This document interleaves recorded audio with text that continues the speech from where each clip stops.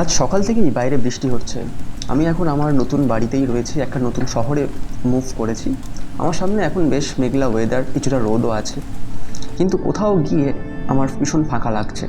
কারণ জানলা দিয়ে হয়তো বৃষ্টিটা হয়তো পড়ছে, কারণ এই শহরের বৃষ্টি আর গ্রামের বৃষ্টি একেবারেই এক নয়। কারণ একটাতে গায়ে জল লাগে আর অন্যটাতে আমাদের হৃদয়ে লাগে।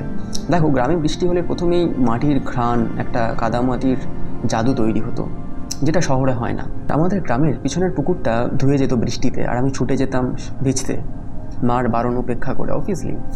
তো মা বলতো, ভিজিস না, ঠান্ডা লেগে যাবে।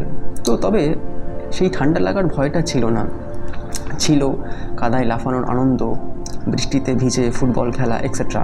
এমনকি তারপরে সন্ধ্যার সময় এসে কেরোসিনের আলোর সামনে বসে গল্প শোনা, গল্প করা, গরম চা আর সঙ্গে মুড়ি, এসবই ছিল আমাদের সেই গ্রামের বর্ষার একটা সুন্দর সময়, বলতে পারো সন্ধ্যা বটে। কিন্তু শহরে সেটা হয় না।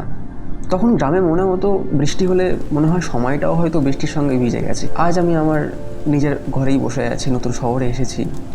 এখানে বৃষ্টি হলে কেউ কিছুই বলে না, সবাই এখানে ছাতা মাথায় দিয়ে চলে যায়। কাঁচের সামনে বৃষ্টির জল জমে, নিশ্চুপ, কিছুই নেই।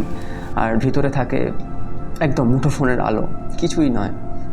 হ্যাঁ, এটাও বলতে পারি যে শহরের বৃষ্টিও সুন্দর, কিন্তু শহরের বৃষ্টিতে আর কেউ ভেজে না, সেই হিড়িকটা নেই। এখানে বর্ষা মানে ডেলিভারি লেট, অফিস টাইমে জ্যাম, আর রাতের আকাশেও আলো। রিয়েল খুব একটা কেউ এখানে মাটির গন্ধ খোঁজে না। আর এখন নতুন নিজের বাড়ি পেয়েছি, তো জানি না কেন গ্রামের সেই মাটির ছাপগুলো এখনও এই মার্বেলের মেঝেতেও খুঁজতে থাকি। দেখো, এই শহর হয়তো আমাকে একটা ছাদ দিয়েছে, একটা বাড়ি দিয়েছে, একটা ঠিকানাও তৈরি করে দিয়েছে, একটা স্বাধীনতাও দিয়েছে বটে, কিন্তু গ্রামের মতো সেই ভেজা জামা কাপড়, ছেলেবেলার চেঁচামেচি, সেগুলো কি ফেলে আসা যায়? আমার তো মনে হয় না, আমি তো ফেলে আসতে পারিনি।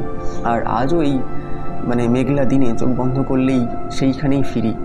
তুমিও কি ফেরো না? কমেন্টে জানিও। আজ এই নিজের ঘরে বসেই বুঝলাম যে বৃষ্টি হয়তো বদলায় না, সব জায়গার বৃষ্টি একই, শুধু চারপাশটা বদলায়, সেটা শহর হোক বা গ্রামে। তোমারও কি এরকম কোনো স্মৃতি আছে? থাকলে অবশ্যই আমাকে জানিও। যেমন এই শহরের জানলা আর গ্রামের বৃষ্টি, অবশ্যই কমেন্টে লিখে জানিও, আমি অবশ্যই শুনবো। তাই এই ছোট্ট এক্সপিরিয়েন্সটা শেয়ার করলাম। ভালো লাগলে অবশ্যই লাইক, কমেন্ট, সাবস্ক্রাইব করে দিও আমাকে, এবং পাশে থেকো। দেখা হচ্ছে পরবর্তী কোনো ভিডিওতে। Thank you.